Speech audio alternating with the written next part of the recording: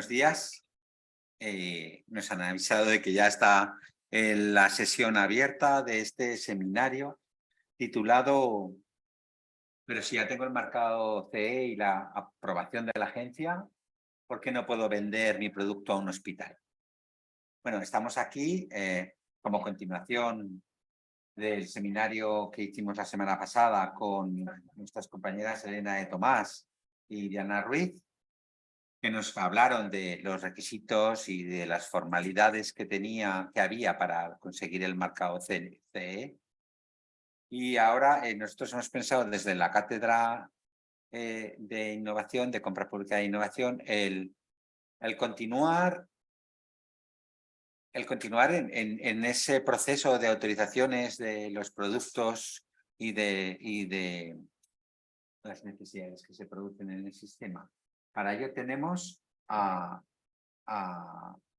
precisamente a Pilar Calvo, que es directora de Área de Transferencia de Conocimiento del Instituto Aragonés de Ciencias de la Salud, y a María José Vicente, que es técnico de Área de Decisiones Basadas en la Evidencia. Ambas trabajan en la Agencia de Evaluación de Tecnologías Sanitarias del Instituto Aragonés de Ciencias de la Salud. Su trabajo da respuesta a las peticiones de introducción de prestaciones al Sistema Nacional de Salud, así como para el Servicio Aragonés de Salud. El IACS, el Instituto, además forma parte de distintas redes, tanto nacionales como internacionales. En las nacionales está la de Evaluación de Tecnologías Sanitarias, la Red Española de Agencias de Evaluación de Tecnologías, y internacionales está el INATA, el HTAE, estos son dos redes de evaluación de tecnologías sanitarias, y otra que es una red de evaluación de elaboración de guías, que es el GIN, ¿no? El Guidelines International Network. Además, el IACS es responsable de la coordinación de la elaboración de guías de práctica clínica para el Sistema Nacional de Salud. Como sabéis, la cátedra de IACS en CPI en Salud organiza este ciclo de seminarios, pues para afrontar un poco lo que es la planificación de la compra pública de innovación. Dicho de otra manera, ¿cómo lo podríamos decir? Si te sabes las preguntas del examen, seguramente el examen te va a salir bastante mejor. Entonces sí que hemos planificado este conjunto de seminarios un poco, pues eso, un poco hacer el recorrido de atrás a adelante, no de adelante a atrás, ¿no? No empezando por el principio de la compra pública de innovación en el aire, sin ningún tipo de conocimiento de lo que nos va a venir después. Entonces, eso que nos va a venir después, eso que en el sistema sanitario, aunque tengas el marcado CE y la Agencia Española de Medicamentos y Productos Sanitarios esté encantada de que tú hayas presentado un producto, el Sistema Nacional de Salud te va a tener que hacer una evaluación para ver cómo te adaptas a sus necesidades, y a sus posibilidades, y a sus estrategias. Entonces, nada, os presento a estas dos profesionales expertas del tema y ahí las dejo.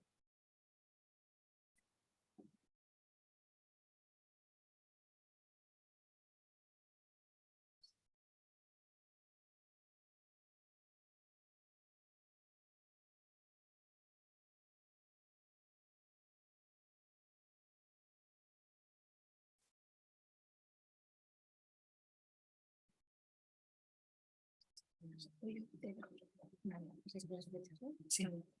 Bueno, a ver, nosotras pertenecemos a un mundo que es el de la evaluación de tecnologías sanitarias, que es muy feo, entendiendo feo por aburrido a base de rigor, ¿vale? Entonces nos han pedido que contemos lo que hacemos de la manera más entretenida posible. Entonces, aunque vamos a intentar emplear la mayoría de las imágenes bastante entretenidas, por lo que pretendemos es fijar un poco los conceptos de lo que hacemos sin entrar en la profundidad metodológica en la que nos movemos cada día.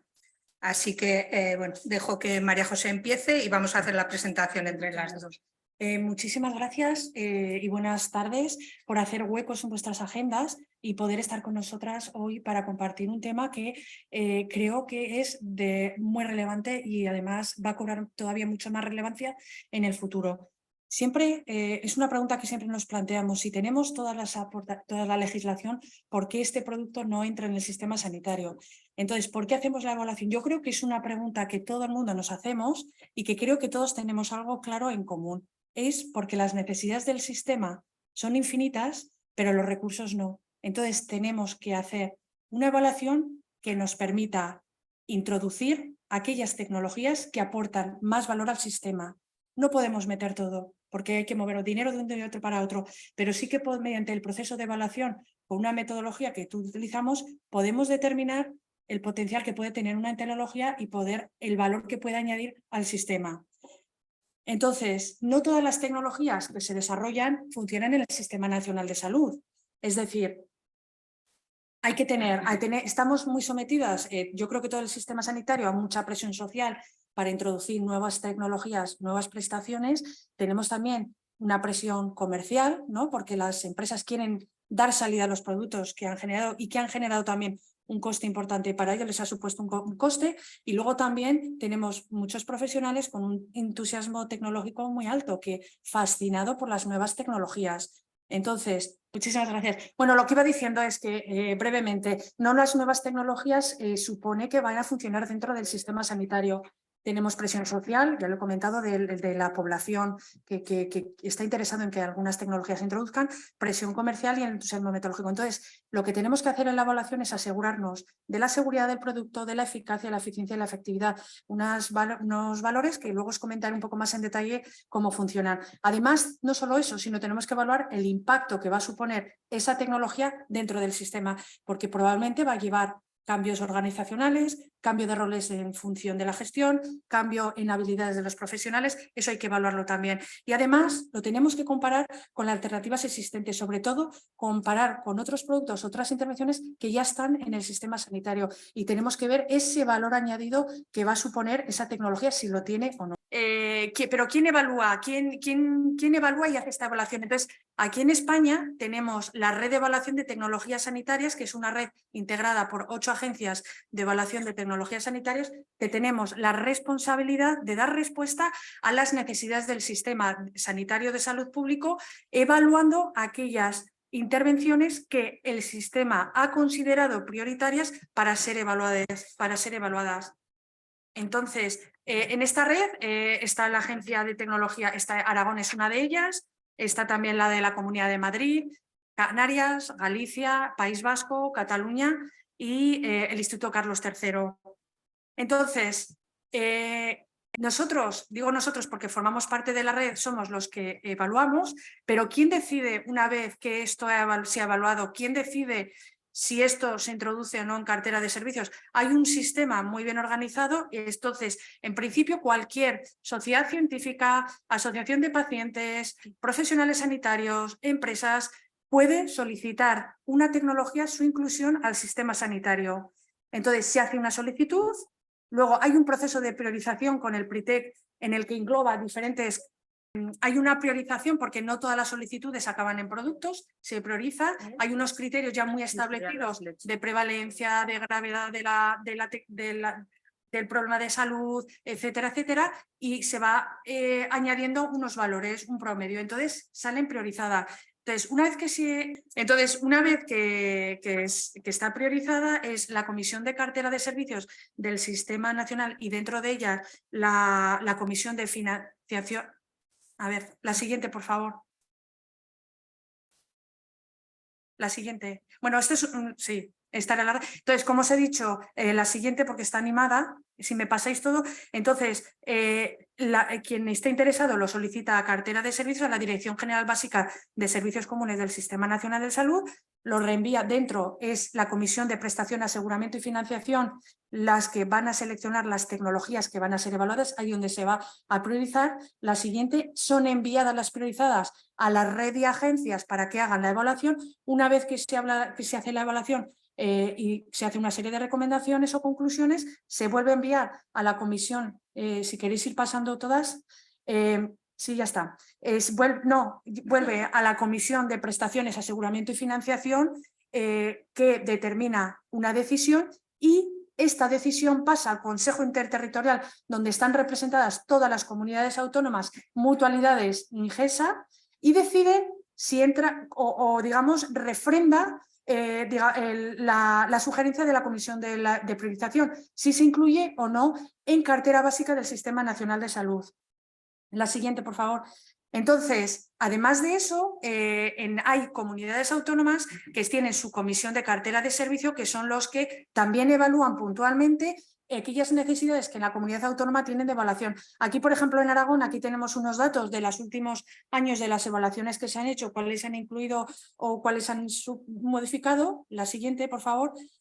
Hay otras unidades, como en Navarra, donde también tienen las Comisión de Cartera de Servicios o Asturias. Entonces, sí que hay que dejar claro que la Comisión Nacional de Cartera de Servicios, eso se aplica a todo el territorio nacional y luego cada comunidad autónoma tiene la libertad de introducir otras tecnologías en su cartera de servicio y eso ya dependerá de las comunidades autónomas, pero todas pasan un proceso de evaluación. La siguiente.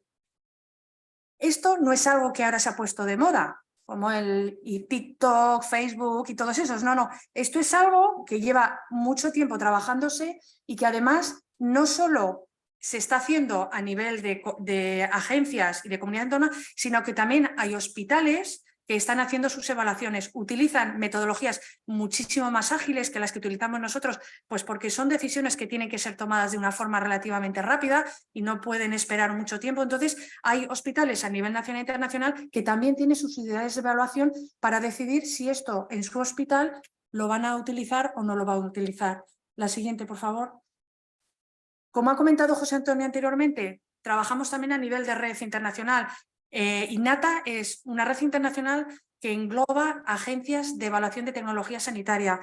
Como veis, esto del tema de la evaluación no es algo de aquí de España, es también algo que preocupa muchísimo. Preocupa porque los sistemas sanitarios están muy tensionados y, como he comentado anteriormente, necesitamos introducir aquello que tiene valor, aquello que es útil, aquello que responde a las necesidades de la población para la que el sistema está creado. Entonces, en esta red lo que hacemos principalmente son compartir experiencias, compartir metodologías de trabajo que puedan facilitarnos la evaluación en diferentes agencias. ¿Puedes pasar? Entonces, esta es la pregunta que siempre nos hacemos, ¿pero se evalúa todo? Pues hombre, todo no se evalúa por dos razones. La primera, porque no hay recursos suficientes para evaluar todo habido y por haber. Y segundo, porque quizás no sea necesario. Sí que se evalúa aquellas cosas que va a tener, como he comentado antes, un impacto importante, un impacto económico, presupuestario, un impacto reorganizativo, un impacto poblacional, etcétera, etcétera. Entonces, por eso se produce ese proceso de priorización, pero no todo lo que sale al mercado se evalúa, ¿vale? La siguiente. Entonces, ¿qué es lo que se evalúa? La siguiente. Esto está recogido en el BOE, entonces nosotros lo que evaluamos, la siguiente, por favor. Lo que evaluamos es, que ya he comentado antes, seguridad. Una de las claves de nuestra evaluación es asegurarnos que no se produce un daño o mínimo daño producido en la introducción de esta tecnología. Entonces, la seguridad, es decir, que hacemos en esa tecnología hace más bien que mal, produce más beneficio que riesgo. Eso es una de las cosas que nosotros evaluamos en la seguridad. La siguiente, también evaluamos la eficacia. Es una medida que aquí lo que vemos es si esa tecnología funciona en condiciones ideales. Aquí lo que se hace es, se analizan los ensayos clínicos, la mayoría de los casos que se han realizado de esa tecnología, se evalúan. Claro, son condiciones muy ideales. La siguiente, por favor. También tenemos que evaluar esta intervención en condiciones reales, ¿no? En el entorno en que nosotros estamos trabajando y en nuestro sistema sanitario, porque probablemente habrá diferencias o no. Eso lo sabemos durante la evaluación. La siguiente, por favor. Y luego también lo que se evalúa es la eficiencia, los costes que supone introducirla, pero los costes no solamente en el sistema sanitario, los costes que supone a las familias. como por ejemplo tener que dejar de trabajar, tener que desplazarse para recibir ese tratamiento, y también a la sociedad como conjunto, porque al fin y al cabo somos todos los que estamos pagando esos servicios. Entonces eso es un área importante. El que se evalúa también es la eficiencia, y se utilizan años de vida, tasas de éxito, eventos y tal, en fin, hay una serie de variables que se utilizan para la eficiencia. La siguiente, por favor. Otra de las cosas que también evalúa en esto es el impacto ético, ¿no? El uso de la tecnología, cómo va a repercutir en la asignación de recursos, el acceso, eso también se evalúa. Sigue, por favor, puedes pasar todas si quieres. También el ambiental. Además, ahora hay una corriente europea muy importante que evalúa sobre todo qué residuos o qué materiales nocivos tiene esa tecnología. Porque daos cuenta de una cosa, si por un lado estamos introduciendo tecnologías que benefician a la salud y por otro lado esas tecnologías producen contaminantes que a largo plazo van a perjudicar a la salud, estamos quizás en una cierta contradicción. Entonces, hay una corriente europea ahora que evalúa cómo de los materiales con que se han hecho esta energía, cómo de qué impacto medioambiental tiene, ¿no? Porque también puede ser un punto a la hora de recomendar o no esa tecnología. También las consideraciones organizativas. He comentado anteriormente, imaginaos que queremos introducir un robot de dispensación farmacéutica en un servicio de farmacia de un hospital. Probablemente habrá que hacer cambios estructurales para meter el robot, porque no es una neverita pequeña. Habrá que hacer cambios en los roles de farmacia. Habrá que hacer también a lo mejor cómo se dispensa la medicación a los pacientes. Habrá que hacer una serie de cambios y de gestión que hay que evaluarlo también, ¿vale? Eso también tiene su coste. Y luego también impacto social en los efectos positivos o negativos de la sociedad. Yo creo que aquí tendríamos muchísimos ejemplos con el tema de las vacunas, ¿no? Y recientemente con el tema de la vacuna del COVID. Eso también hay que evaluar cómo va a impactar socialmente. Y luego, esto ya no me meto mucho porque de temas legales yo no controlo, pues todo el tema de normativas, autorizaciones, licencias. Tenemos que asegurarnos de que el mercado CE está, de que está aprobado, etcétera, etcétera, ¿vale? La siguiente, por favor. Bueno, ¿y qué tenemos en cuenta para evaluar? Al final, ¿cómo evaluamos? Bueno, pues hasta ahora, digo hasta ahora porque es posible que esto sufra bastantes cambios a partir de ahora, evaluamos con la literatura. O sea, ¿qué literatura ha generado? Literatura científica que ha generado ese dispositivo, esa intervención quirúrgica o lo que estemos evaluando. Empleamos esto que yo creo que es bastante intuitivo de entender, que es la pirámide de la evidencia. No vale lo mismo todo lo que se publica en la literatura.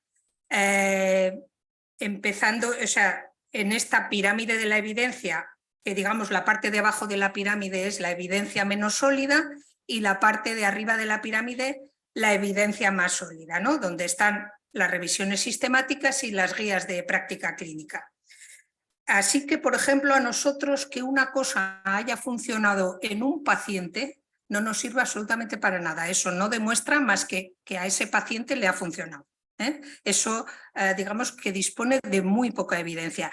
Esta mañana oía yo en la radio cómo se había demostrado que el trabajar por turnos afectaba a la fertilidad. Y he puesto la oreja porque en el sistema sanitario hay mucho trabajo a turnos y lo que decían era había un trabajo sobre ratones y a las ratones hembra cuando le encienden y le apagan la luz a determinadas horas pues parece que le produce una alteración de la fertilidad.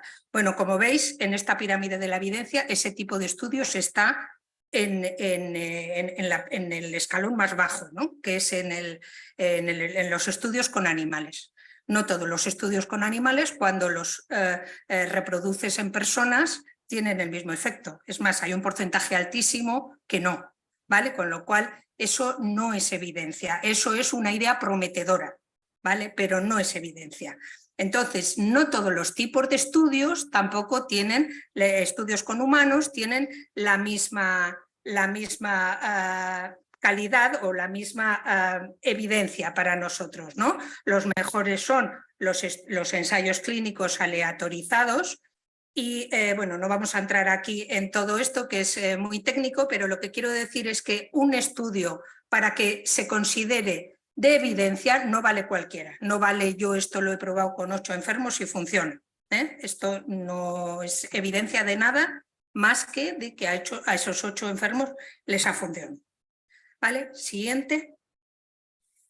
Y esta yo diría que es un poco la pirámide, esta me encanta, esta es una pirámide que hicieron nuestros compañeros del Instituto Cochrane de México, pues al principio del COVID, donde en los periódicos se empleaba para decir esto funciona cualquier cosa, ¿no? Y entonces cualquier cosa se le da el mismo valor a un famoso que pone un tuit, ¿vale?, que a un experto que habla en una tertulia televisiva, que a un estudio científico. Vale, pues esto es en realidad lo que está reflejando es la pirámide de la presión social. ¿Vale? La presión social funciona así y desgraciadamente los medios de comunicación transmiten con esta pirámide, como he dicho antes. Se demuestra que el trabajo a turnos altera la fertilidad. Pues no han demostrado más que hay unas hembras de ratón a la que les altera encender y apagar la luz cada día a una hora distinta, ¿no? La pirámide de evidencia es otra cosa. Siguiente, por favor. Entonces, ¿en qué consiste la evaluación? Nosotros hacemos una pregunta de una determinada manera que, para entenderlo bien, sería ¿este dispositivo que queremos meter en el sistema funciona? Es un poco más compleja la pregunta, pero sería eso. Hacemos un análisis, que este análisis se hace con una metodología muy rigurosa en la que se tiene en cuenta esta pirámide de la evidencia. Y al final esta evaluación lo que hace es una recomendación. Los evaluadores no metemos ni sacamos cosas de la prestación. Eso corresponde a los decisores que en este caso son las comunidades autónomas, el Ministerio de Sanidad, el Consejo Interterritorial, ¿no?, que es donde están representados todos. Ellos son los que deciden. Lo que pasa que para decidir se tienen que basar en algo y se basan normalmente en las recomendaciones que hacemos los evaluadores. Y si no se basan en ello, además lo tienen que explicar, por qué se incorpora una prestación que la evaluación ha salido negativa, o al revés, por qué no se incorpora una prestación que la evaluación dice que es recomendable incorporarlo al Sistema Nacional de Salud. Ese tipo de recomendación puede ser o bien positiva, diciendo esto merece la pena incorporarlo al sistema. Puede ser no, o sea, esto no hay por dónde cogerlo para entendernos. Podría ser, esto es interesante, pero no en todos los casos. Por ejemplo, acabamos de hacer un estudio en el que hemos recomendado incorporar una tecnología en el área rural porque es coste efectivo y, sin embargo, en el área urbana no lo es tanto. No quiere decir que vayan a atender esa recomendación, pero sí que es algo que nosotros les decimos allí. Aquí no es coste efectivo, en el área rural sí. Entonces nosotros recomendamos meterlo en el área rural. O podemos decir, esto hay que meterlo, pero con un protocolo muy riguroso, porque tiene que ser únicamente para la gente anciana, por ejemplo, o al revés, o para la población infantil. Eso podría ser una recomendación con condiciones. O en muchos casos lo que decimos es no podemos evaluarlo porque no hay investigación suficiente como para nosotros poder hacer una recomendación. ¿Vale? Estos son los 4 tipos de recomendaciones que se hacen al evaluar una tecnología. Siguiente. Entonces vamos a ver algunos ejemplos que yo creo que puede verse mejor este tipo de análisis que nosotros hacemos y el tipo de recomendación que nosotros ponemos. La siguiente. Este es un caso que aquí evaluamos para el sistema aragonés porque nos lo pidieron, pero luego esto se decidió hacer un informe a nivel nacional que hicieron nuestros compañeros de Canarias. La evaluación fue exactamente la misma, la que hicieron en Canarias, que la que hicimos aquí. Esto consiste en lo siguiente, pon la siguiente, consiste en también estoy sintetizando mucho, es una especie de gorro que se pone durante las sesiones de quimio y que enfrían toda la parte del cuero cabelludo y entonces no se te cae el pelo, ¿vale? Esto sería un caso de un gran, lo que mediríamos sería el impacto en la calidad de vida. Obviamente esto no va a mejorar el tratamiento ni va a empeorar el tratamiento de su patología de base, pero sí la pérdida del pelo durante la quimio, pues es una cosa a valorar y que le impacta mucho a la gente. ¿Qué pasaba con esta evaluación? Siguiente. Esto es un poco lo que decía la casa comercial, ¿no? Según sus estudios, no se ve bien, pero creo recordar, un 31% perdía entre un 0 y un 25% del cabello y otro 31% entre un 25 y un 50%. Es decir, que había un 60% de los pacientes que usaba esto que tenía una pérdida inferior al 50%. Con lo cual, digamos que merecía la pena valorar si se introducía esto en el sistema o no para mejorar la calidad de vida de las pacientes. ¿Qué pasa cuando tú ahondas en la literatura producida? Pues pasa lo siguiente, pasa la siguiente, por favor. Pues pasa que resulta que no estaba bien medido, a pesar de que tenía aprobación de la FDA, si al tener todo el cuero cabelludo congelado, lo que pasaba era que las células que pudiera haber cancerosas en toda esa vascularización de la cabeza, no se podían allí quedar células cancerosas a las que la quimio no atacaba y por lo tanto el tema de las metástasis no estaba claro. O sea, no había ningún estudio sobre eso. Y entonces parecía relevante. Al evaluar la seguridad para su comercialización, pues lo único que habían tenido en cuenta que obviamente estar un buen rato con la cabeza con una temperatura inferior, pues no afectaba a la vida del paciente, por así decirlo. No iba a pasarle nada a ese paciente por estar media hora más o menos con un gorro con hielo en la cabeza, ¿vale? Pero esta última parte o esta particularidad de qué pasaba si se producía es un caso improbable, porque las metástasis no funcionan así, pero en cualquier caso era una duda razonable. Era una duda razonable que nosotros pusimos por escrito. Pasaba otra cosa, que había algún estudio de calidad de vida, además hecho sorprendentemente por la empresa, por el fabricante, en el que digo mujeres porque eran casi todo mujeres, la muestra lo que decían, o sea, no había ninguna diferencia entre la calidad de vida de las que habían tenido el gorro durante la quimio y las que no lo habían tenido. Luego parece que no era una cosa excesivamente relevante. Y no lo era por una sencilla razón, porque este aumento del cabello que se mantenía, y que parece ser que es así, no era uniforme en toda la cabeza. Es decir, yo voy a tener que usar un gorro, una peluca o lo que sea si se me cae todo el pelo y también si se me cae la mitad de arriba del pelo, ¿vale? Esta pérdida de la mitad del pelo o esta conservación de la mitad del pelo no era uno de cada dos pelos, sino que iba por zonas, con lo cual había zonas que se quedaban calvas y zonas con pelo y al final la calidad de vida era la misma. Tengo que llevar una peluca y tengo que llevar un gorro.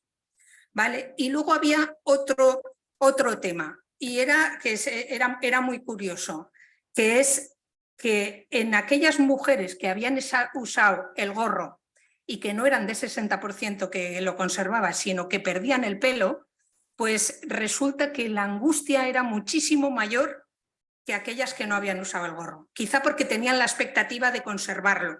Y entonces, al tener esa expectativa de conservarlo, pues cuando lo perdían se producía un nivel de angustia muy grande. Con lo cual, bueno, pues no había ninguna recomendación de introducir esto en el sistema porque veíamos que no mejoraba absolutamente nada, incluso había un riesgo de seguridad poco probable, pero sin estudiar. ¿Vale? Yo estos días, cuando este informe es de hace, creo, es de antes de la pandemia seguro, o sea que debe ser 3 o 4 años, con lo cual es posible que esto haya mejorado. O sea, todos los casos que yo estoy presentando es la evaluación que se hace en un momento determinado. es posible que luego esto haya mejorado. Pero el otro día, cuando yo preparé esto, estuve mirando como algo nuevo digo, bueno, voy a ver si está introducido en el sistema en algún país. Vi que en Estados Unidos, que son los fabricantes además, no hay ningún seguro que lo reembolse, está comercializado, la gente lo usa, no hay ningún seguro que lo reembolse y les hacen firmar un consentimiento a las personas que lo usan, advirtiéndoles de que el tema de las metástasis está sin estudiar porque no hay seguimiento a largo plazo, con lo cual no ha cambiado nada. O sea, Estados Unidos es un país donde se comercializa casi todo y luego no necesariamente eso se introduce en el sistema porque tienen un sistema completamente distinto y no tiene nada que ver lo que se comercializa con lo que eso. Aquí en Europa en general son sistemas que lo que no se comercializa dentro del sistema es bastante más difícil de usar.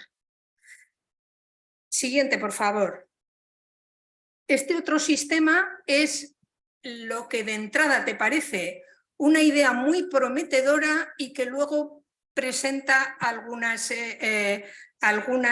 impedimentos para poderlo usar. Y esto es innovación total que yo creo que estuvo mal planteado al principio y vamos a ver por qué. La siguiente es un vídeo, no sé qué hay que hacer para poner el vídeo. Lo ponen ellos, creo. Vale. A ver, este es un vídeo de la casa comercial, ¿vale? Qué bien.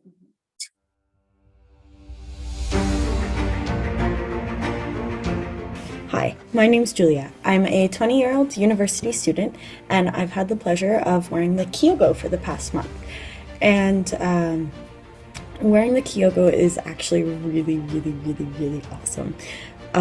It allows me to do so many things that I usually can't do, and it just makes my life a lot easier generally and gives me a lot more independence.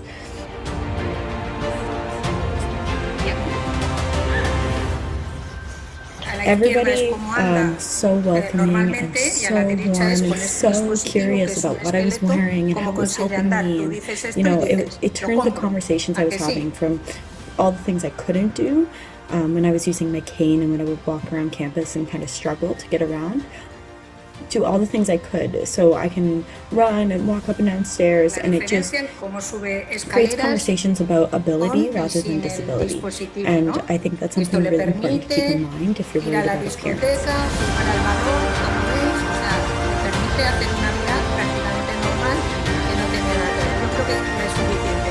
Pasamos a la siguiente, ¿no? Entonces, claro, esto dices, estupendo, es una cosa para una patología que ahora mismo hay pocas alternativas y que de repente te permite tener un dispositivo. Bien, esta chica ha tenido un ictus y tiene 23 años. Seguro que ninguno de vosotros conocéis a un paciente de esa edad con ictus. En cambio, conocéis a mucha gente que haya tenido un ictus, ¿verdad? Y son estos, la siguiente. Que se han equivocado. Es que No es esta. Sí, la siguiente, por favor. Estos son. Esta es la gente que conocemos todos que ha tenido un ictus, que no tienen nada que ver con una persona de 23 años, que no van a jugar al fútbol y que tienen muchas, ni van a ir a una discoteca, pero es verdad que tienen muchas limitaciones. Y además las limitaciones a esta edad pues no es que tengas que llevar un bastón, sino en general que tienes muchas dificultades y muchos de ellos acaban en una silla.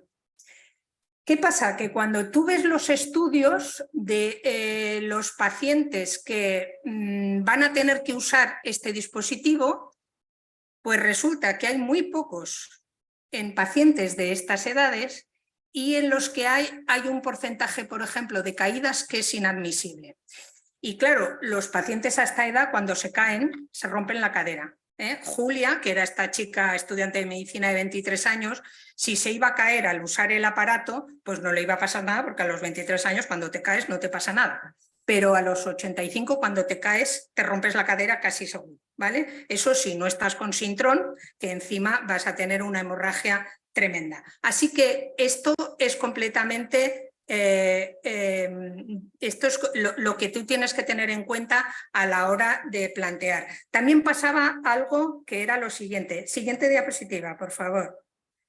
Esta era a la gente que estaba orientada a este aparato, ¿no? Gente con osteoartritis de rodilla de cadera, esclerosis múltiple, enfermedad de cadera, en fin, todo enfermedades degenerativas que tienes un impedimento para andar. Estaba orientado a gente, no a gente que iba en silla de ruedas, sino a gente que tiene un problema de movilidad como el de esta chica. ¿Qué es lo que pasaba? Siguiente. Con todas las bombas hasta abajo, ¿vale? Pues que en la mayoría, hasta ahí, en la mayoría de los casos no tenían en cuenta qué pasaba con lo que pasa en estas patologías. Es decir, si tú tienes una osteoartritis de rodilla o de cadera, lo que tienes es mucho dolor, ¿eh?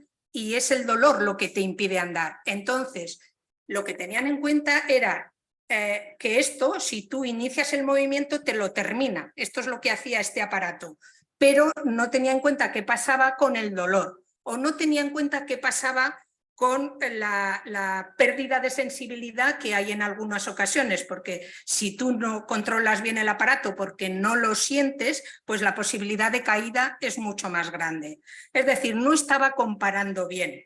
Era una buena idea, que lo habían probado con gente que seguro iba a tener éxito, y entonces pues no eran nuestros clientes, ¿eh? Nuestros clientes no tienen 23 años después de un ictus, sino que tienen 80 y tantos. Además, esto no estaba indicado para edad pediátrica, porque si estamos hablando de edad pediátrica, estamos hablando de otro tipo de personas, ¿vale? Y la evaluación tiene que ser completamente distinta. Siguiente. Luego pasaba otra cosa. ¿Qué pasa con esta gente cuando tiene un ictus y tiene un problema de movilidad? Pues que lo que hacemos con ellos es rehabilitación. Digamos, la alternativa que hay en este momento es rehabilitación. No estaba ese comparador.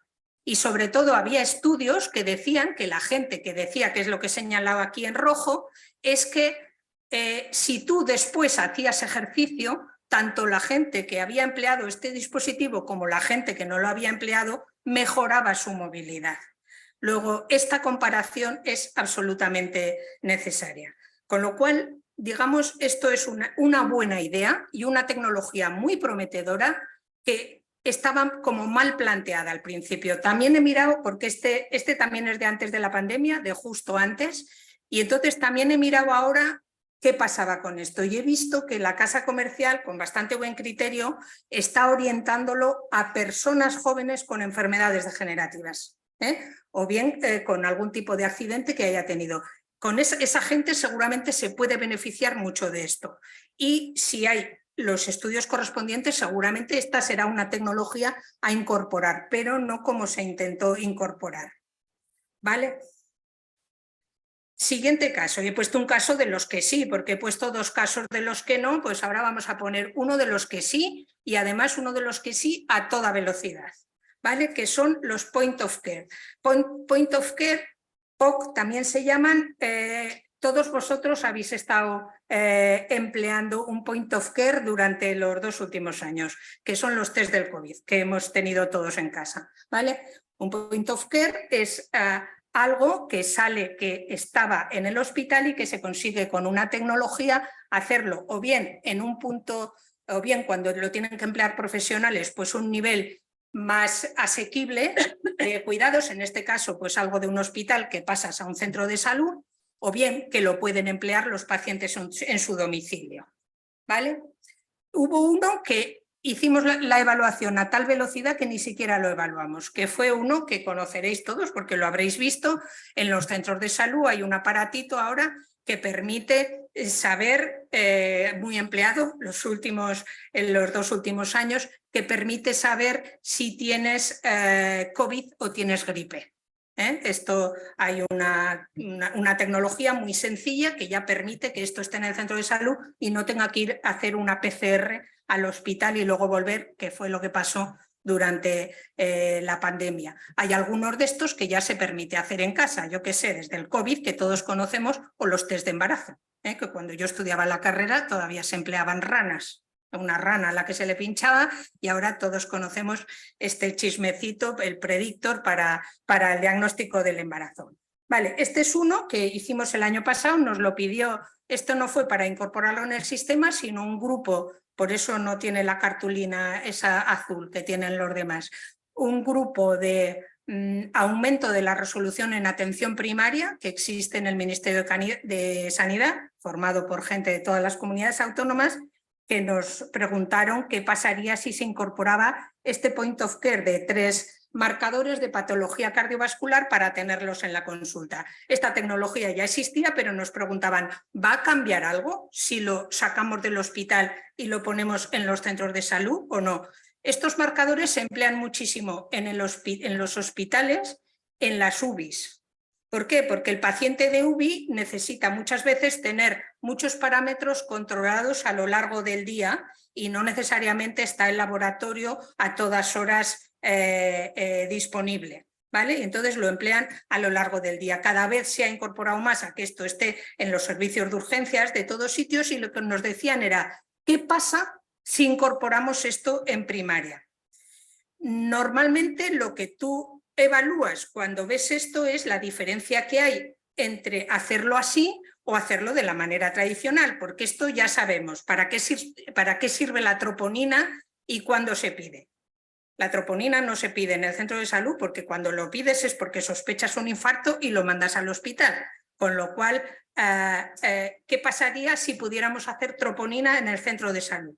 Y lo mismo con el dímero D o con el natriurético, que nunca me sale bien la palabra. Bueno, son para 3 distintos, otros para enfermedad tromboembólica, otro para insuficiencia cardíaca. ¿Qué pasa si lo hacemos en el centro de salud? Siguiente. Bueno, esto es lo que os explicaba, ¿no? La parte de arriba, esto como es un diagrama americano, pues está pensado para que el paciente vaya al hospital directamente, ¿no? Aquí en el tema de la atención primaria no está contemplado, ¿no?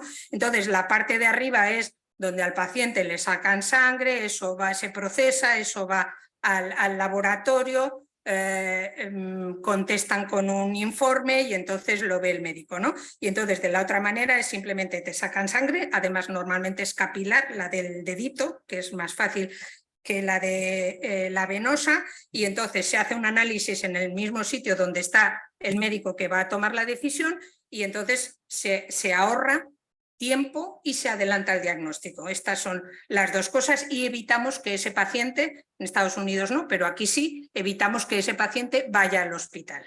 ¿Vale? Siguiente. Bueno, esta es la tecnología que veréis todos que se parece bastante la parte de la derecha a los test del COVID, la parte de la izquierda es el aparatito que los lee. Esta es una tecnología que necesita un profesional sanitario, tanto para hacer la muestra como para interpretar el resultado, porque esto normalmente para interpretar el resultado tiene que ir unido a ver al paciente y a ver qué clínica tiene o hacerle un electrocardiograma la mayoría de las veces y auscultarlo. Siguiente.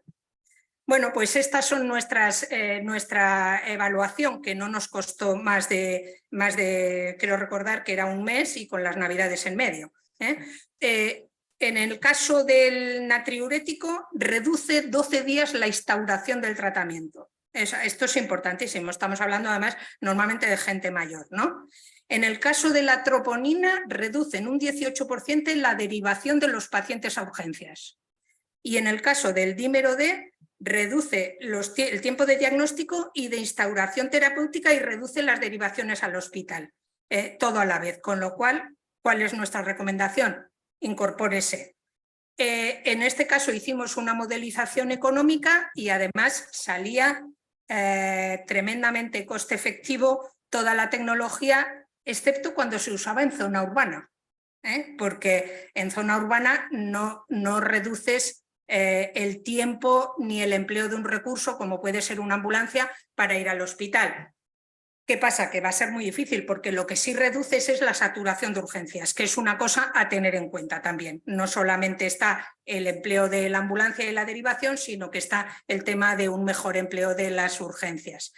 Cuando hicimos esto hablamos porque había algunas cosas que tenían un valor predictivo negativo muy grande Y entonces los médicos rurales a los que consultamos nos dijeron que el porcentaje de incertidumbre, aunque aumentaba un poquito, en el área rural era mucho más fácil de manejar porque están mucho más en contacto con el paciente, no es tanto como en el tema urbano que el equipo que está de urgencias no es el mismo que está por la mañana, mientras que en las zonas rurales sí, ¿no? Y que aguantar la derivación de un paciente, a lo mejor haciéndole 2 o 3 pruebas a lo largo de un día o 2, era una cosa que ellos valoraban mucho para no enviar a un paciente hasta que tuvieran claro que era necesario que fuera al hospital. No estamos hablando del infarto, sino normalmente de la insuficiencia cardíaca, en este caso. Con lo cual, ¿cuál fue nuestra recomendación? Por supuesto, incorpórese. Siguiente. En resumen, lo que hemos intentado transmitir, María José y yo, es que la evaluación de la tecnología es un proceso basado en la evidencia, que analizamos las repercusiones para el sistema y para la sociedad, que esto está hecho por un grupo multidisciplinar de expertos. Los equipos de evaluación de tecnologías, normalmente hay gente con formación sanitaria y formación en ciencias sociales y siempre un economista que sepa de modelización, que es una metodología consensuada, la que empleamos en España. Somos todas las agencias trabajando de la misma manera y con la misma metodología, que solamente se diferencia de la empleada en otra parte del mundo en cositas muy pequeñas que afectan sobre todo al tipo de modelo sanitario que tenemos, ¿no? Y que es un proceso sistemático, transparente y objetivo, y que publicamos, ¿vale? Todas estas publicaciones las podéis encontrar en la página de la Red Española de Evaluación de Tecnologías. ¿Y cuál es nuestro objetivo? Que no se introduzcan tecnologías que no son efectivas, puesto que lo que están es detrayendo recursos necesarios para el sistema, que se puedan introducir de manera más rápida las tecnologías que son efectivas y intentar que haya una desinversión de tecnologías existentes, que hay otras mejores en estos momentos que pueden sustituirlas, que haya algún tipo de beneficio, bien para el paciente o bien para el sistema o bien un beneficio para la sociedad. Y yo creo que esto es todo. Bueno, lo más importante, que la evaluación de tecnologías es esencial para la sostenibilidad del sistema sanitario, del nuestro y de cualquier otro, no solamente del nuestro. Y nada más, muchísimas gracias a todos, a los que estáis aquí y a los que estáis online. Gracias. Muchísimas gracias a vosotros, a vosotras. Ha sido una intervención, la verdad es que muy interesante y muy práctica, ¿verdad, Pilar? Con unos ejemplos muy concretos. Lo hemos intentado, no sé si lo hemos conseguido, pero lo hemos intentado. Yo creo que sí, que lo habéis conseguido y ha quedado muy claro.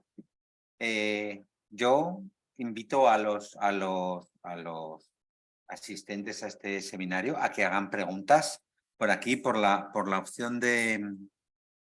A ver, tengo un nombrecito que es en el chat, ¿no? Chat de preguntas y respuestas. Y buenos días, aquí vamos a tener alguna. Bueno, de todas maneras, mientras hacen las preguntas, yo sí que tengo alguna. ¿Qué consideraríais más complejo en vuestra labor? Se lo dejo a ti, María. Vale.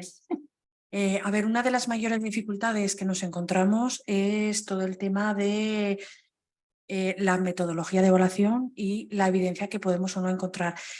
Es muy complejo evaluar porque tenemos una metodología, como ha dicho Pilar, pero esta metodología es una metodología viva que se tiene que ir readaptando a las necesidades del sistema. Me explico, hay veces que nos piden evaluaciones rápidas, que tienen que tomar decisiones de una forma rápida, entonces hay que adaptar esa metodología. Hay veces porque un informe cuesta mucho tiempo, cuesta meses de trabajo.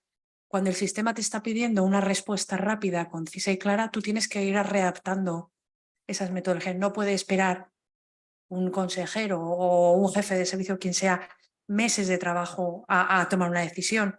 Entonces, yo creo que lo más complejo que nos encontramos es la metodología de trabajo y la evidencia. Hay muchísimas veces que navegamos en mucha incertidumbre porque no hay estudios suficientes para poder decidir una cosa u otra.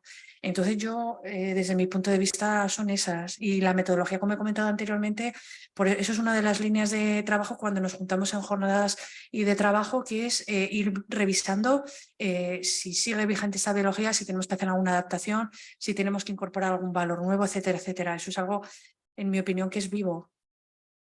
Yo tengo otra pregunta. A ver, en la evaluación esta de tecnologías, ¿quién es el solicitante de la evaluación? ¿Es el propio sistema que hace un análisis de la tecnología que nos rodea? ¿Es el distribuidor o el productor de esa tecnología el que le interesa comercializarla? Y luego las herramientas o la documentación que se utiliza para el análisis, ¿es aportado por el solicitante o no? A ver, es que eso depende. Y te digo porque, como he comentado al principio que la diapositiva no funciona, bueno, ha funcionado luego, cualquier persona, o sea, profesional sanitario, empresas, asociaciones de pacientes, clínicos o profesionales sociosanitarios, puede solicitar la inclusión. Otra cosa es que, como hay muchísimas veces solicitudes, se prioriza que esa solicitud acabe en informe. En principio, cualquiera puede solicitarlo, ¿vale? Y con eso, una de las preguntas de los compañeros dice: entiendo que las agencias de evaluación hacen su trabajo antes de enviar su informe al Ministerio de Sanidad y posteriormente se vuelve a evaluar a nivel de comunidad autónoma. No, no. ¿Es así? Pues no. Los informes de evaluación que hacemos las agencias están priorizados, como ha contado María José, por el Sistema Nacional de Salud, que es el Ministerio y todas las comunidades. Priorizan todo lo que hay que evaluar y nos mandan a las agencias lo que tenemos que evaluar. Lo que pasa es que, como no llegamos a todo, que ha contado María José, muchas comunidades han montado algún sistema de evaluación, Aragón en nuestro caso lo tiene, donde también se evalúan tecnologías de una manera bastante más rápida para incorporar al sistema y que tienen alguna duda. Normalmente casi todo está basado siempre en las presiones comerciales sobre los hospitales, básicamente, porque sobre primaria hay muy poca presión de este tipo.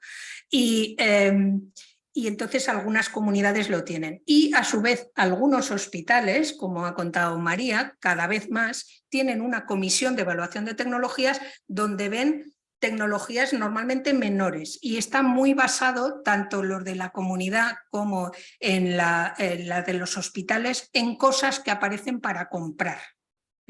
Porque a veces evaluamos otro tipo de cosas como nuevas intervenciones quirúrgicas, técnicas nuevas, técnicas quirúrgicas nuevas, pero la mayoría de las veces son tecnologías nuevas para comprar, donde hay una presión comercial y o el hospital o la comunidad autónoma no lo ve claro, no hay un informe de evaluación existente y se evalúa en eso, pero no se duplica algo nacional a nivel de comunidad. Sí, en ese sentido teníamos una pregunta, era en relación a lo que acabas de decir, en función de ¿cómo incide la pirámide de evidencias de 2020, esa que nos has enseñado, y cómo luchar contra la presión social o la industria? O sea, hay como... Pues es difícil, pero es una tarea que gracias a Dios no hacemos nosotros, lo hacen los decisores. Para nosotros es mucho más fácil basarnos en la evidencia. Es verdad que te duele, ¿no? Cuando ves determinadas maneras de protestas ciudadanas o cosas que se acaban incorporando porque los políticos no pueden resistir la presión y eso es perfectamente comprensible, pero duele. Duele porque sabes que se están empleando recursos y nosotros pues también somos ciudadanos, ¿no? Están empleando recursos de todos para cosas que no tienen la suficiente evidencia simplemente porque se ha logrado la suficiente presión social o presión política o famosos anunciando en WhatsApp todos los días las cremas de corticoides, ¿no? Que es una cosa que a mí me pone un poco de los nervios. O músicos opinando directamente de la vacuna, ¿verdad? Eso es. Bueno, con la vacuna lo hemos visto todos, ¿no? Sí. ¿En qué dice? En paralelo a esto, también se hace el análisis contrario. Es decir, existe... ¿Cómo se quitan de la cartera de servicios lo que ya no es útil, eficaz o eficiente? Eso es un poco lo que pasa, que igual no ha quedado claro. Claro, cuando tú haces un análisis de efectividad, seguridad, tú lo comparas con otra intervención y sobre todo una intervención que probablemente ya se esté usando en el sistema. Hay veces que la nueva intervención deja en evidencia que lo que estábamos haciendo es obsoleto. Entonces es una causa o es una razón por la que debería salir del sistema. Hay veces que se evalúan intervenciones que están ya en el sistema y te das cuenta que no aportan valor. Son algunas de las razones por las que esas tecnologías deberían de salir del sistema o ser sustituidas por otras que aportan mucho más valor. No sé si quieres añadir. Bueno, pues que aquí en el IACS también, en esta casa, se fabrica, entre comillas, el atlas de la variabilidad de la práctica médica. Y es verdad que hay todavía bastante, no tanto dispositivos, sino que son maneras de trabajar que no aportan valor. Existe el Atlas de Variabilidad de la Práctica Médica, que tiene un apartado que actualizan muy a menudo sobre todos los procedimientos de dudoso valor que están en el sistema y se hace un comparativo. Además, en algunas ocasiones incluso por zonas básicas de salud, en otras por áreas de salud, y que no hacen más que demostrar vuelvo a decirlo, un mal uso de los recursos, una mala asignación de los recursos que podrían ser usados en cosas que aportarán mucho más valor. A esto que dice Pilar me gustaría añadir, es que una tecnología, no lo hemos explicado antes, pero una tecnología no es solo un dispositivo médico, una vacuna. Una tecnología es un sistema de organización sanitario. Una tecnología puede ser también un programa preventivo, por ejemplo, de obesidad infantil. Una tecnología puede ser también pues, un medicamento, aunque no evaluamos. No evaluamos. Es decir, cuando hablamos de tecnología hay que pensar en ese amplio margen, ¿no? De que no es solo la prótesis de cadera o el dispositivo de corazón, es muchísimo más amplio. Por eso lo que hablaba ella de la variabilidad de la práctica. Y que luego va acompañada de toda una organización alrededor, que Eso estabais hablando antes. ¿Alguien del público quiere hacer alguna pregunta? Bueno, mira. Espera, un momentito que te van a pasar el micro para que lo oigan los... No es que nosotros no te oigamos, es que los que están online no te oyen. Cuando se aportan ensayos clínicos, ¿esos ensayos tienen que ser exclusivamente nacionales o de la Comunidad Europea o se pueden aportar de otras instituciones reconocidas esos tipos de ensayos y pruebas de nuevas tecnologías? Se puede aportar absolutamente todo y si nos aportan nosotros lo pediremos y los buscaremos. Por facilitarlo. Bueno, eso esta tecnología es nueva, estas instituciones lo han probado, lo han validado ellos, entonces un poco que pueda servir de referencia para validarlo dentro de eso es. No hay ningún problema. El problema no está en de dónde viene el ensayo clínico, el problema está en la calidad del ensayo clínico. Sí, porque hay equipos que están certificados CE, otros FDA, entonces después cada uno pues lo decía, ¿no? Entonces... Es que no siempre voy a poner un ejemplo con medicamentos que se entiende bastante mejor, ¿vale? Porque todos sabemos entonces de lo que hablamos. Si yo quiero introducir un antiinflamatorio nuevo en el sistema y yo acabo de sacar al mercado un antiinflamatorio, cuando yo pido la autorización para la comercialización, o sea, el equivalente al marcado CE, que sería la autorización del medicamento, lo que van a mirar es seguridad y eficacia, es decir, hace daño a los pacientes, 1, 2, es antiinflamatorio, ¿vale? Si el ensayo clínico que me aportan para eso es un ensayo clínico aleatorizado y si quieres hasta doble ciego y entonces he dividido a la población en dos, a unos les he dado el medicamento nuevo, a otros les he dado un placebo. Y entonces a estos les he quitado el dolor de rodilla y a estos no. Eso es eficacia y me lo van a autorizar. Para introducirlo en el sistema, a mí ese ensayo clínico no me sirve para nada. ¿Por qué? Porque yo tengo un medicamento muy seguro y muy barato que se llama ibuprofeno, que es el gold estándar del antiinflamatorio. Con lo cual, a mí lo que me tiene que demostrar es que es más seguro, que tiene menos efectos secundarios o que es más barato que el ibuprofeno. O sea, lo voy a comparar con el ibuprofeno. Entonces, el tipo de ensayo clínico que vamos a usar es distinto y esto va a pasar con un dispositivo exactamente igual. La calidad o sea, si está bien hecho y si el comparador es el estándar que estamos usando, porque si no, va a servir para la seguridad y eficacia, pero no va a servir, es decir, va a servir para la autorización y para la comercialización, pero no para la introducción en el sistema. Yo creo que con esto del ibuprofeno Os podían llamar los porteros de...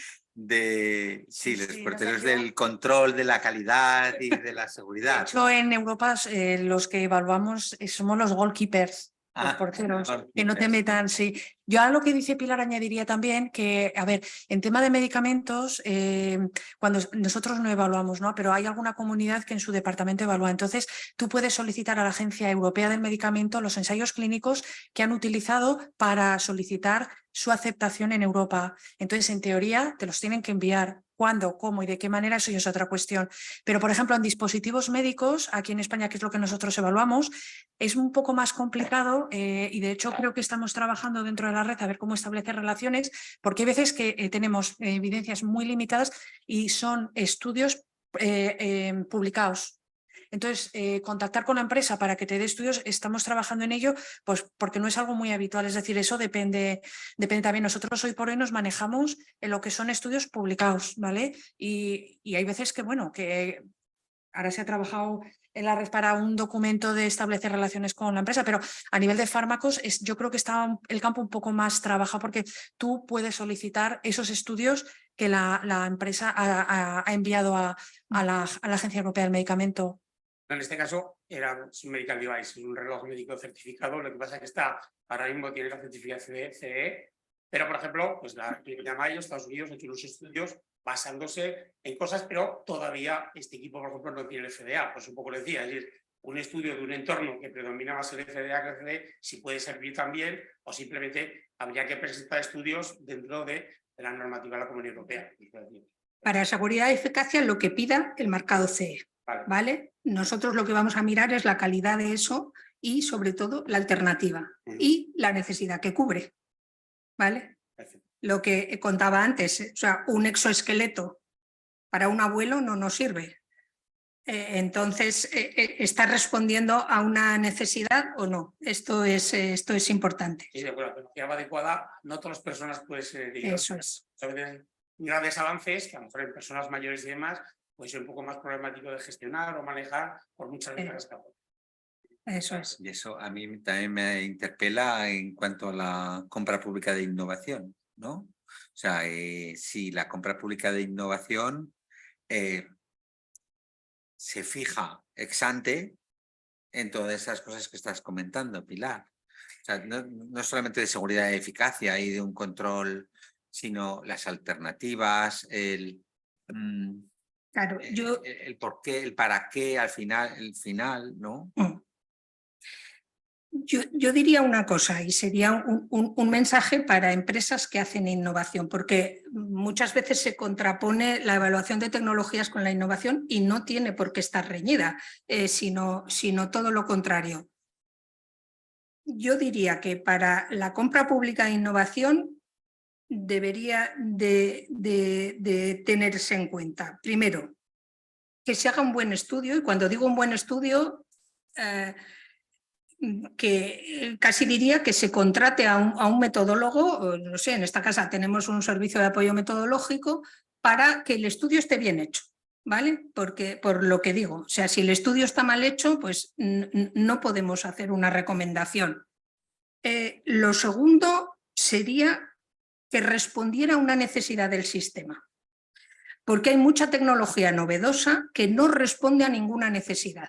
Entonces es simplemente una novedad y una novedad en sí misma va a tener muy mala incorporación al sistema. Pongo un ejemplo. Si yo tengo un sistema que me está midiendo la presión arterial permanentemente, pues bueno, pues es una innovación que puede tener cierto interés, pero al sistema no le está resolviendo absolutamente nada. De hecho, nosotros no monitorizamos la presión arterial permanentemente a nadie, a no ser que sea un paciente que esté en la UCI, ¿no? Que podría necesitarlo. Pero a diario la gente no necesita un hipertenso, no necesita más allá de una vez al día o una vez a la semana, incluso, ¿no? Eso no va a resolver ninguna necesidad del sistema. En cambio, algo que resuelva una necesidad va a tener una introducción muy rápida. Estoy pensando, por ejemplo, en este ejemplo que he puesto, que es algo que resuelve una necesidad que tienen tanto los profesionales como los pacientes en el medio rural, que es que para determinadas cosas tienen que moverse a otro sitio con la molestia, la saturación y el consumo de recursos que eso implica, simplemente porque no hay una tecnología que resuelva eso a un nivel local, ¿no? Y estoy hablando allí de todo tipo de pruebas diagnósticas de todo tipo, tanto del tipo de la que hemos visto, ¿no? Pruebas más bioquímicas como pruebas infecciosas, por ejemplo, ¿no? Las tiras reactivas de glucosa, esto le cambió la vida a todos los diabéticos del mundo, ¿no? Cuando es una tecnología que se puede hacer en el domicilio. Cualquier cosa que mejore el uso y disminuya el nivel de especialización que necesita la persona que lo va a usar, es decir, si ya no necesitamos un especialista en análisis clínico, sino que lo puede emplear cualquier sanitario o, mejor todavía, el propio paciente, esto va a tener una incorporación bastante rápida porque está resolviendo una necesidad. Si la innovación únicamente responde a una mejora comercializar porque yo lo sé hacer, o sea, yo sé hacer un sistema que tenga monitorizado a toda España la presión arterial durante 365 días al año. Bueno, pues eso no tiene ningún interés para el sistema, ¿no? Entonces, tardará mucho más, a lo mejor en algún momento tenemos esa necesidad, pero ahora no. Entonces, una cosa que resuelva una necesidad que ahora tiene el sistema y mejore la manera, el abordaje, esto va a tener una incorporación mucho más rápida y mejor. Y otra cosa que me he olvidado, que al hacer el estudio, además de que el estudio esté bien hecho, empleen el comparador adecuado, es decir, la tecnología que se está empleando ahora mismo. Una de las preguntas que había preparadas precisamente tiene que ver con lo que estás diciendo, y es si se puede intuir desde el principio si algo se va a evaluar positivamente. O sea, si hay algunas ramas de actividad que dices, pues mira. No, esto, bueno, hay aquí gente de la agencia que me oye hablar a veces esto de una expresión que uso yo, que es la intuición femenina basada en la evidencia, ¿no? Pero sí hay algo que puedes prever, que es en este sentido que yo he dicho antes, algo que mejore el abordaje de una patología, por ejemplo, algo que sustituya a una intervención quirúrgica. Bueno, aquí son todos muy jóvenes, pero yo que ya tengo una edad, vi operar a media España de úlcera de estómago, ¿no? Apareció el ibuprofeno y ya no se opera, la úlcera de estómago es una intervención quirúrgica que se hace muy poco. O sea, obviamente un medicamento en este caso que sustituya una intervención quirúrgica va a ser un éxito seguro, ¿no?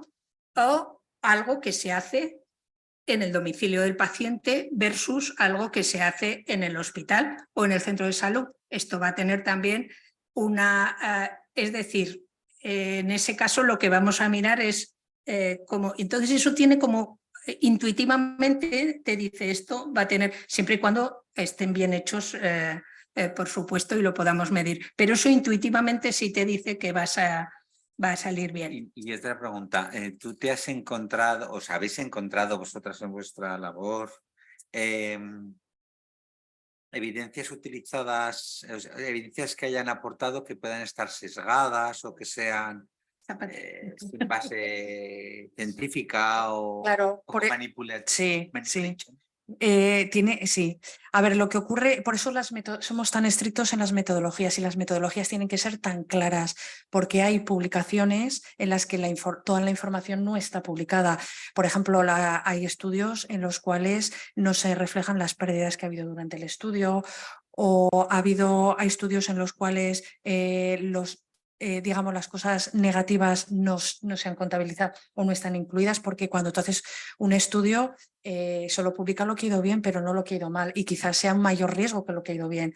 Entonces, por eso tienes que ser muy claro con la metodología que utilizas y tienes que ser muy estricto en la evaluación de esos estudios para poder determinar si eso está bien hecho o no y si hay sesgos importantes.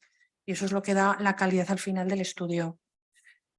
Luego, una pregunta también aquí en el chat de preguntas que dice ¿cuánto tiempo os cuesta más o menos? Me imagino que dependerá de qué tecnología y de... Bueno, pero ya no solo de tecnología, sino de la demanda, porque hay veces que la consejería o el ministerio te piden un informe rápido, porque hay informes que a lo mejor cuesta 6 meses, 7, un año, depende, pero hay veces que te están pidiendo una respuesta rápida. Entonces hay informes que se tienen que hacer, no es que se hagan, es que se tienen que hacer en un mes.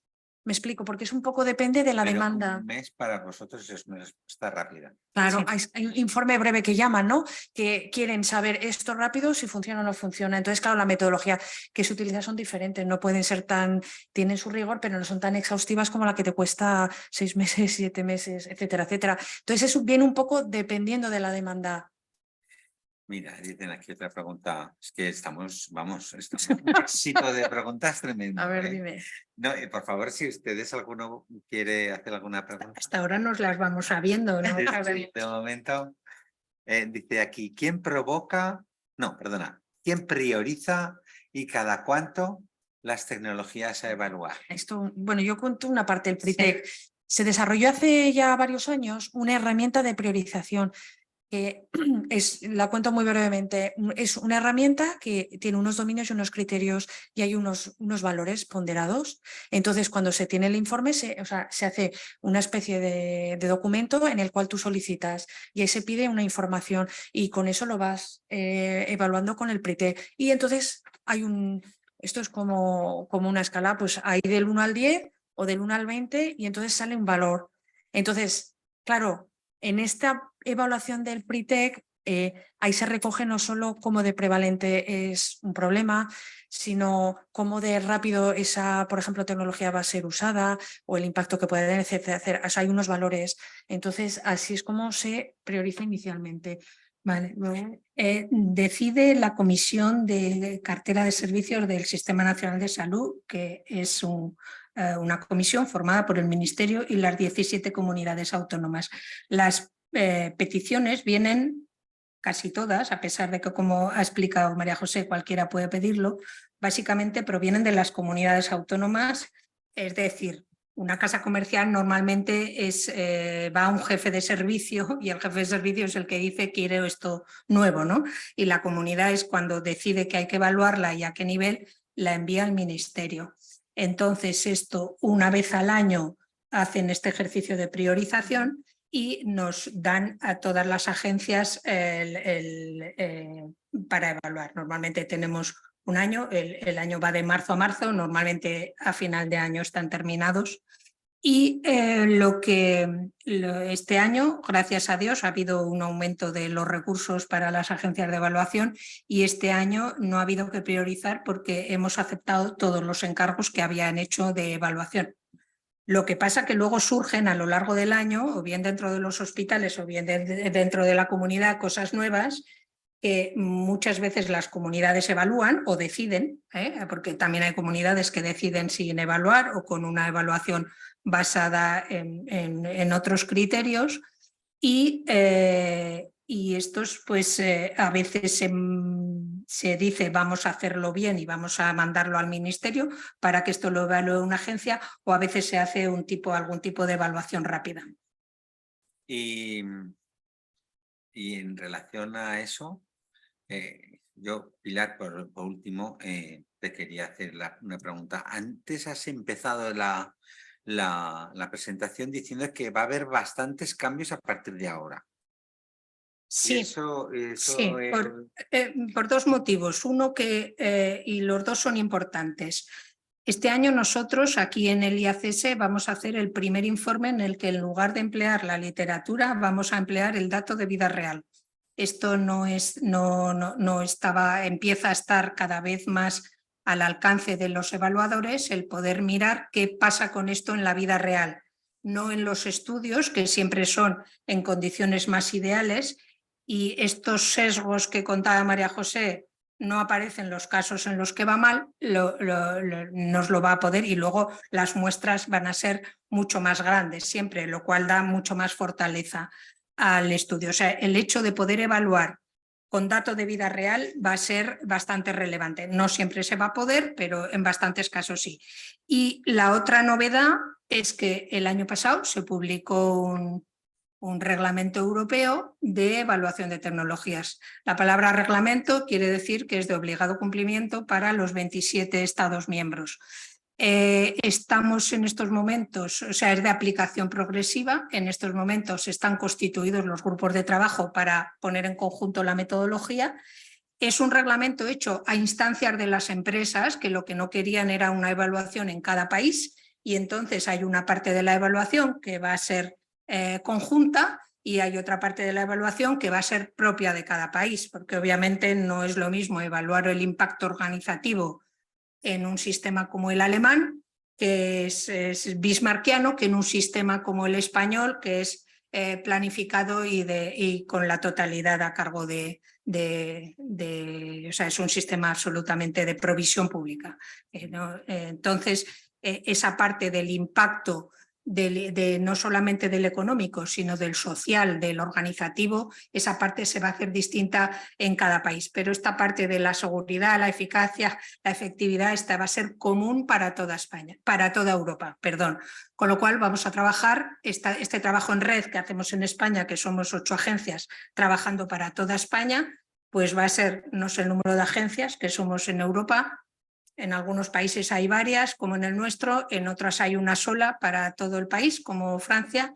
Entonces, pues no sé, seremos igual entre 30 y 40 agencias que trabajaremos en red y no repetiremos ninguna evaluación. Pues... Por si alguien está interesado, lo tengo aquí apuntado, es el reglamento 2021/2282, por si alguien tiene interés en leerlo. Y será de aplicación, yo calculo que en 1 año y medio o así habrá entrado en vigor ya la evaluación conjunta. Bueno, pues en principio ya no tenemos muchas más preguntas. ¿Alguno tiene...? ¿Tú has visto?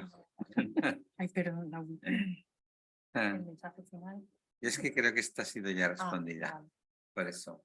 Pero bueno, ¿algún mensaje final para las...? Yo creo que el mensaje final lo has dado para las empresas públicas, para las empresas, pero para los entes públicos, mensaje final para los entes públicos que hacen compra pública e innovación. Pues yo creo que es el mismo, o sea, es el mismo.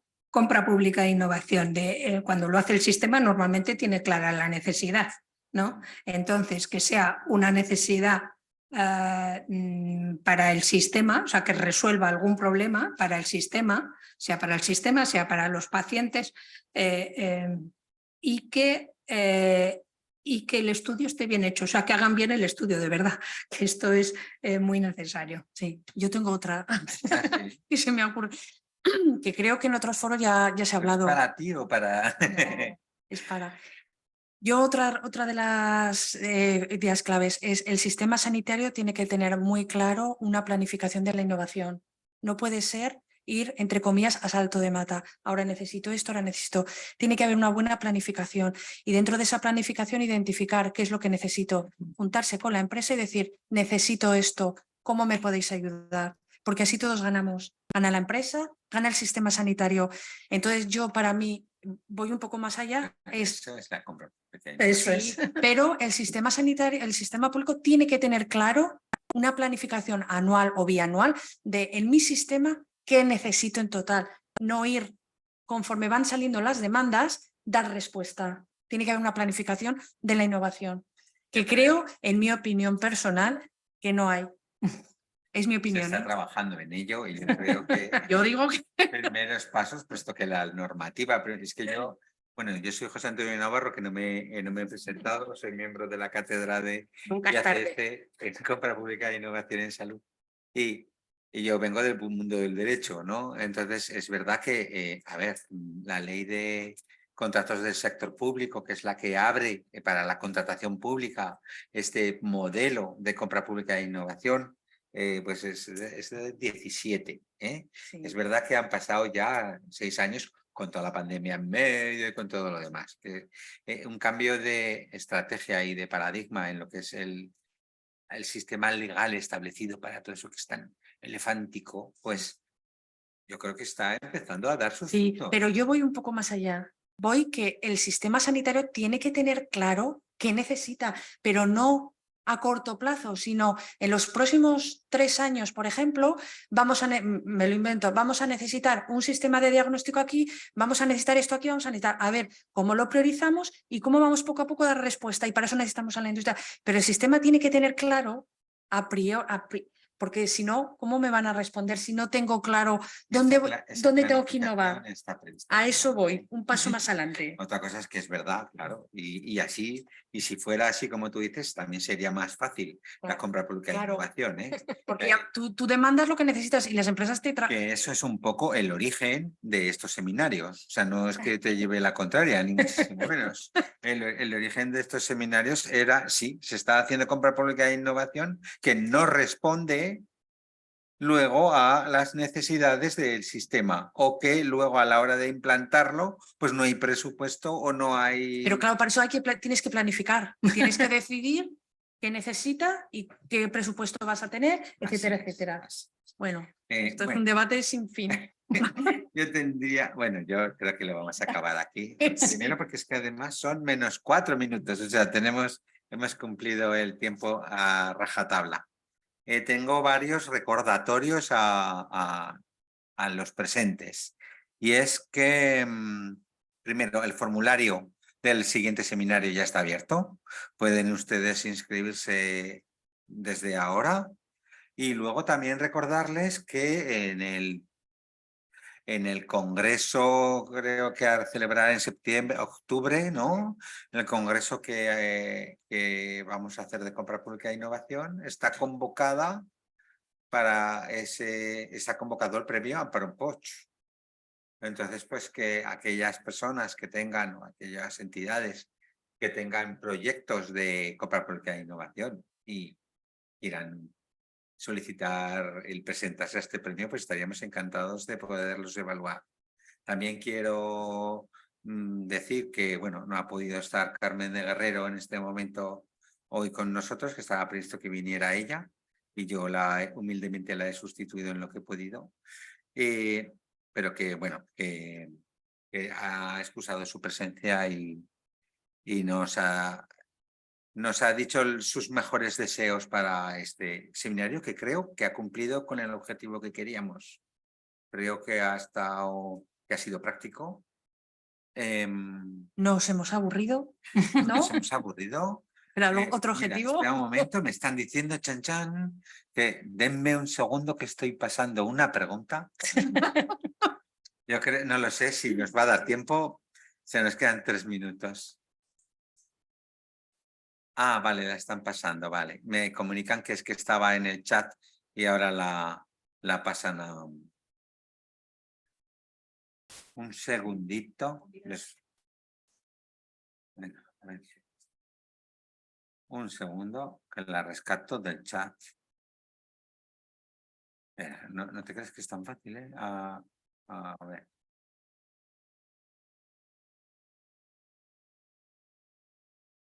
¿Es la última del chat? A ver. Yo no la sé encontrar. Sí, sí. Espera, pásale el micro.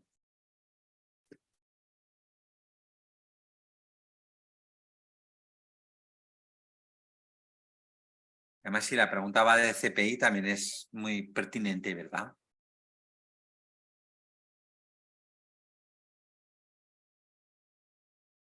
Vale.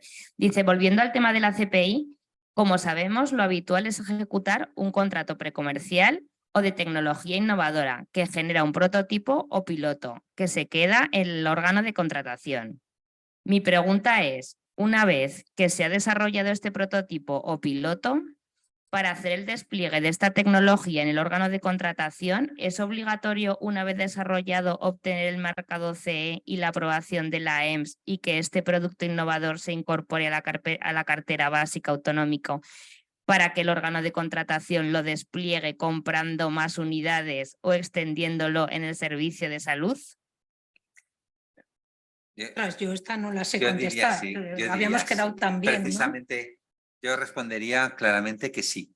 Yo, O sea, precisamente ha hecho un poco el recorrido de lo que estamos haciendo con los seminarios. Es decir, sí, primero va a tener que hacer el marcado CE. Y luego la sí, evaluación. Luego va a tener que hacer las autorizaciones y luego la evaluación. sí, Porque lo que yo vosotros no habéis sé dicho- si eso, o sea, eso lo tengo claro. O sea, el recorrido lo tengo claro. Lo que no Único. tengo claro es si eso está incluido Dentro de la cartera del órgano de contratación. Eso es, dentro Ya, de la Eso contratación. es lo que sí, pero no. Porque normalmente ese prototipo de la compra pública de innovación va a pertenecer y va a ser comercializado por las empresas que han acudido a ese procedimiento. Eso precisamente no es que lo vaya a explotar el órgano de contratación. El órgano de contratación lo va a comprar el prototipo y luego en una fase posterior a comprar la tecnología o a comprar la solución técnica o la que sea. Pero luego lo que interesa no solamente es que lo compre el órgano de contratación y que haga esa escalabilidad, sino que bueno, eso, que haya una venta a más agentes del Sistema Nacional de Salud, en este caso del Sistema Nacional de Salud, o a más compradores públicos, incluso privados, ¿por qué no? Al fin y al cabo son soluciones que no existían en el mercado y que ahora Existe. bueno,